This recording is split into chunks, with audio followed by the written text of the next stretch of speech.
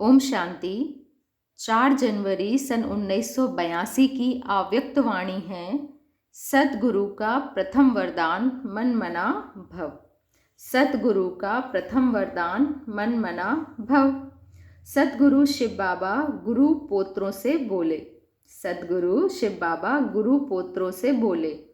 आज ज्ञान सागर बाप सागर के कंठे पर ज्ञान रत्न चुगने वाले होली हंसों से मिलने आए हैं। हर एक होली हंस कितना ज्ञान रत्नों को चुनकर खुशी में नाच रहे हैं। वह हंसों के खुशी का डांस देख रहे हैं। यह अलौकिक खुशी की रूहानी डांस कितनी प्यारी है और सारे कल्प से न्यारी है। सागर की भिन्न भिन्न लहरों को देख हर एक हंस कितना हर्षित हो रहे हैं। क्या कह रहे हैं बाबा? सागर की भिन्न भिन्न लहरों को देख हर एक हंस कितना हर्षित हो रहे हैं। तो आज बाप दादा क्या देखने आए हैं? हंसों की डांस देखने आए हैं। डांस करने में तो होशियार हो ना। हर एक के मन के खुशी के गीत भी सुन रहे हैं। बिना गीत के डांस तो नहीं होती है ना। तो साज भी बज रहे हैं और डांस भी हो रहा है। आप सभी भी खुशी के गीत सुन रहे हो। यह गीत कानों से नहीं सुनेंगे, लेकिन मन के गीत मन से ही सुनेंगे। क्या कहा बाबा ने? जो गीत बज रहे हैं, बाबा कह रहे हैं, वो गीत कानों से नहीं सुनेंगे, मन के गीत मन से सुनेंगे। क्योंकि गीत कहाँ बज रहे हैं? खुशी के मन में। मन मनाभव हुए और गीत गाना व सुनना शुरू हुआ। मन मनाभव यानी हमारा मन जैसे ही बाबा के मन से जुड़ा और गीत बजना और सुनना शुरू हुआ। मन मनाभव इस मंत्र के वरदानी तो सभी बन गए। सद्गुरु के बने तो सद्गुरु द्वारा पहला पहला वरदान क्या मिला? मन मना भव। सद्गुरु के रूप में वरदानी बच्चों को देख रहे हैं। सभी महामंत्रधारी महादानी वरदानी सद्गुरु के बच्चे मास्टर सद्गुरु हो। भाई यह कहो कि गुरु पोत्रे हो। बाबा नया शब्द देते हैं, गुरु पोत्रे हो। पोत्रों का हक ज़्यादा होता है। ब्रह्मा के बच्चे तो पोत्रे भी हुए ना। बच्चे भी हो पोत्रे भी हो। जितने बाप के संबंध उतने आपके संबंध। सर्व संबंध में अधिकारी आत्माएं हो। भोलानाथ बाप से सब कुछ लेने में होशियार हो। सौदागर भी अच्छे हो, सौदा अच्छा करते हो। सौदा कर लिया है ना। ऐसे कभी सोचा था कि भगवान से सौदा करेंगे? कितना नशे का पॉइंट है। बाबा पूछते, बच्चे आपने ऐसा कभी सोचा था कि आप भगवान से सौदा करेंगे? और सौदे में लिया क्या? सौदे में क्या मिला? मुक्ति, जीवन मुक्ति। बस सिर्फ मुक्ति, जीवन मुक्ति मिली। सौदागर के साथ जादूगर भी हो। सौदा किया है तो इतना बड़ा किया है, जो बाबा कह रहे हैं सौदा किया है तो इतना बड़ा किया है जो और सौदा करने की आवश्यकता ही नहीं। कोई वस्तु का सौदा नहीं किया है, लेकिन वस्तु के दाता का सौदा कर लिया है। वस्तु के दाता का सौदा कर लिया। उसमें तो सब आ गया ना। दाता को ही अपना बना लिया। अच्छा, डबल विदेशी बच्चों से रूरेहान करनी है ना। फिर बाबा ने अलग अलग पार्टियों से मुलाकातें की है। सबसे पहले न्यूयॉर्क अमेरिका से बातें की है। अपने को कोटों में कोई और कोई में भी कोई आत्मा हम हैं, ऐसा अनुभव करते हो? ड्रामा के अंदर हम आत्माओं का बाप के साथ डायरेक्ट संबंध और पार्ट है। इतना नशा और खुशी रहती है। सदा खुशी में रहने की कितनी बातें धारण कर ली है। बाबा पूछते हैं हमसे, बच्चे सदा खुशी में रहने की कितनी बातें धारण कर ली है? बाप दादा हर सिकिलदे बच्चों को देख हर्षित होते हैं। कितने समय के बाद मिले हो? स्मृति आती है ना। इसी स्मृति में रहो कि हम श्रेष्ठ आत्माओं का ऊंचे से ऊंचे बाप के साथ विशेष पार्ट है। तो जैसी स्मृति होगी वैसी स्थिति स्वतः बन जाएगी। जैसी स्मृति होगी वैसी स्थिति स्वतः बन जाएगी। तो सुनते हो उसको समाते जाओ। सुनते हो उसको समाते जाओ। जितना समाते जाएंगे उतना प्रैक्टिकल स्वरूप बनते जाएंगे। हर गुण का अनुभव हो। यहाँ सारी बातें अंडरलाइन करते जाएंगे। बाबा ने कहा हर गुण का अनुभव हो। एक एक गुण की अनुभूति कहाँ तक है, यह सदा अपने आप को देखो। एक एक गुण की अनुभूति कहाँ तक है, यह सदा अपने आप को देखो। नॉलेजफुल हैं या अनुभवी मूर्त हैं, यह चेक करो, क्योंकि संगम पर ही हर गुण का अनुभव कर सकते हो। किसी भी गुण का अनुभव कम हो तो उसके ऊपर अटेंशन देकर अनुभवी जरूर बनो। जितना अनुभवी मूर्त होंगे उतना फाउंडेशन पक्का होगा, माया हिला नहीं सकेगी। किसी भी प्रकार का विघ्न व समस्या अभी खेल के समान अनुभव होनी चाहिए। वार नहीं है, खेल है। क्या समझना है कि माया का वार नहीं है, खेल है। तो खेल खेलने से खुशी खुशी पार कर लेंगे और वार समझने से घबराएंगे भी और हलचल में भी आ जाएंगे। ड्रामा में पाठधारी होने के कारण कोई भी सीन सामने आती है तो ड्रामा के हिसाब से सब खेल है। यह स्मृति रहे, क्या स्मृति रहे कि सब कुछ खेल है। यह स्मृति रहे तो एक रस रहेंगे, हलचल नहीं होगी। तो अभी से यह परिवर्तन करके जाना, हलचल यहाँ ही समाप्त करते जाना। सदा अपने मस्तक पर विजय का तिलक लगा हुआ अनुभव करो तो हलचल खत्म हो जाएगी। क्या कहा बाबा ने? सदा अपने मस्तक पर विजय का तिलक लगा हुआ अनुभव करो तो हलचल समाप्त हो जाएगी। देखो, अमेरिका विश्व में ऊंचा स्थान है तो ब्राह्मण कितने ऊंचे होंगे। जैसे देश की महिमा है उससे ज़्यादा ब्राह्मण आत्माओं की महिमा है।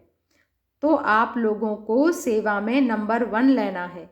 हरेक अगर बाप को प्रत्यक्ष करने के लिए लाइट हाउस हो जाए तो वाइट हाउस और लाइट हाउस कंट्रास्ट हो जाएगा। वह विनाशकारी और यह स्थापना वाले। अभी कमाल करके दिखाओ। क्या कहा बाबा ने? बच्चे अभी कमाल करके दिखाओ। विशेष आत्माओं को निमित्त तो बनाया है, अभी और संपर्क से संबंध में लाना है। ऐसा समीप संबंध में लाओ जो उन्हों के मुख द्वारा बाप की महिमा सारे विश्व में हो जाए। देखो, बाप दादा ने जो बच्चे और धर्मों में मिक्स हो गए हैं उन्हों को भी चुन करके निकाला है।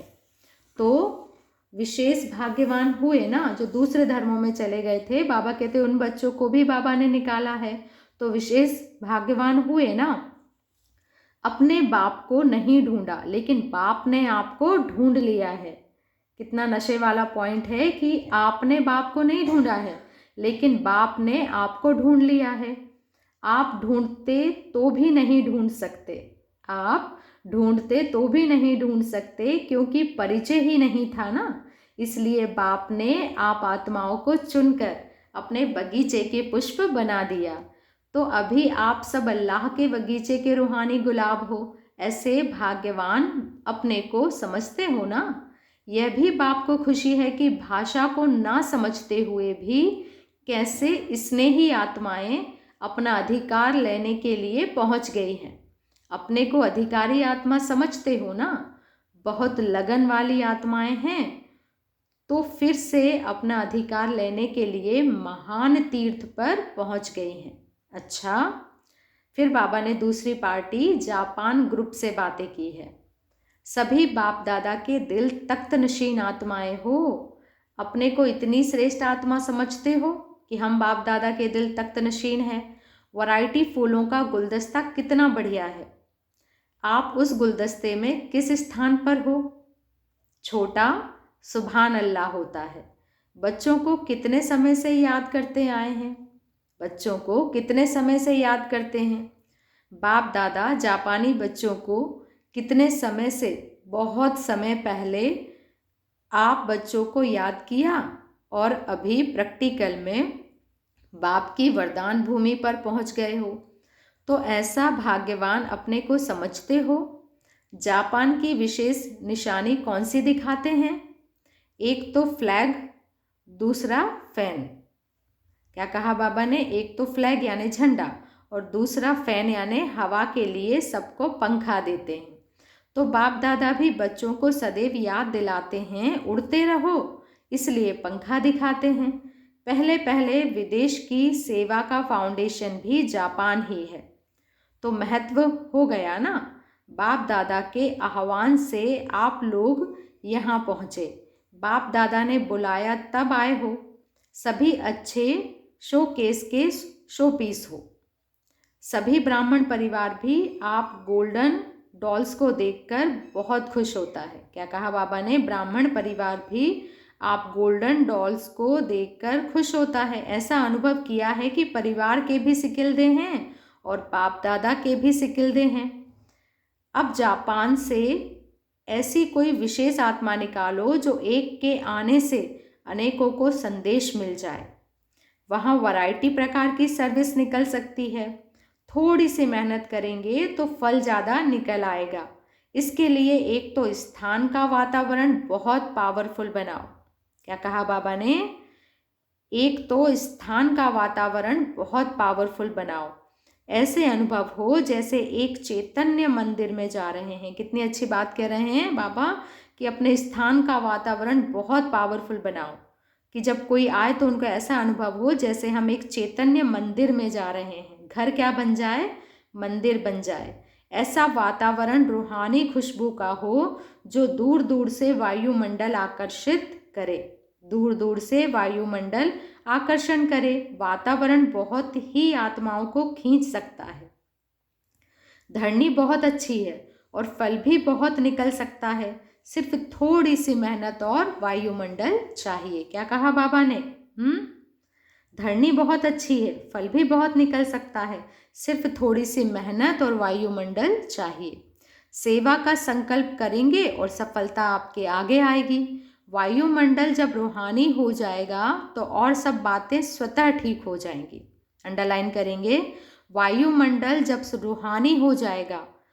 क्या कहा बाबा ने? वायुमंडल जब रूहानी हो जाएगा तो और सब बातें स्वतः ठीक हो जाएंगी। सब एक मत और एक रस हो जाएंगे, फिर माया भी नहीं आएगी, क्योंकि वायुमंडल शक्तिशाली होगा। वायुमंडल को शक्तिशाली बनाने के लिए याद के प्रोग्राम रखो। अंडरलाइन करो इस बात को।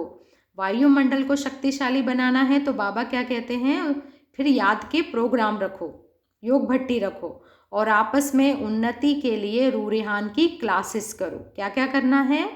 याद के प्रोग्राम रखो और आपस में उन्नति के लिए रूरेहान की क्लासेस करो। स्नेह मिलन करो, धारणा की क्लासेस रखो तो सफलता मिल जाएगी। विदाई के समय दीदी दादी से बाबा ने मुलाकात की है। आप लोगों को भी जागना पड़ता है। सारा दिन मेहनत करते हो और रात को भी जागना पड़ता है। बाप दादा तो बच्चों को सदा आफरीन देते हैं। हिम्मत और उमंग दोनों पर बलिहार जाते हैं। देख देख हर्षित होते हैं। बाबा ने कहा, बाबा देख देख कर बच्चों को हर्षित होते हैं। महिमा करें तो कितनी हो जाएगी। जैसे बाप की महिमा के लिए कहा हुआ है कि सागर को स्याही बनाओ, तो बच्चों की भी कितनी महिमा करे। बाप बच्चों की महिमा देख सदा बार बार बलिहार जाते हैं। हर एक बच्चा अपनी अपनी स्टेज पर हीरो पार्ट बजा रहा है। एक बाप के सच्चे हीरो पार्टधारी हो तो बाप को कितना नाज होगा। एक बाप के सच्चे हीरो पार्टधारी हो तो बाप को कितना नाज होगा। सारे कल्प में ऐसा बाप भी नहीं हो सकता तो ऐसे बच्चे भी नहीं हो सकते। एक एक की महिमा के गीत गाने लगे तो कितनी बड़ी गीत माला हो जाएगी। बाबा कहते एक एक बच्चे के महिमा के गीत गाने लगे तो कितनी बड़ी गीत माला हो जाएगी। ब्रह्मा और शिव बाबा भी आपस में बहुत चिट चैट करते हैं, दोनों बातें करते हैं। बाबा कह रहे हैं, वह कहते हैं वाह मेरे बच्चे और वह भी कहते हैं वाह मेरे बच्चे। शिव बाबा और ब्रह्मा बाबा दोनों कहते हैं वाह मेरे बच्चे। किस समय चिट चैट करते हैं? जब चाहे तब कर सकते हैं। बिजी भी हैं और सारा दिन फ्री भी हैं, व्यस्त भी हैं और फ्री भी हैं, स्वतंत्र भी हैं और साथी भी हैं। जब है ही कंबाइंड तो अलग कैसे दिखाई देंगे। ब्रह्मा बाप और शिव बाबा दोनों कंबाइंड है तो बाबा कहते हैं अलग कैसे दिखाई देंगे। अलग कर सकते हो आप अलग करेंगे वह आपस में मिल जाएंगे। जैसे बाप दादा का आपस में कंबाइंड रूप है तो आपका भी है ना। बाबा चाहते हैं कि जैसे ब्रह्मा बाबा और शिव बाबा दोनों कंबाइंड है, ऐसे हम बच्चे भी बाबा के साथ कंबाइंड रूप में रहें। जैसे बाप दादा का आपस में कंबाइंड रूप है तो आपका भी है ना, आप भी बाप से अलग नहीं हो सकते। कितनी अच्छी बात कह रहे हैं बाबा कि हम बच्चे भी बाबा से अलग नहीं हो सकते। अच्छा, ओम शांति। शुक्रिया बाबा, शुक्रिया।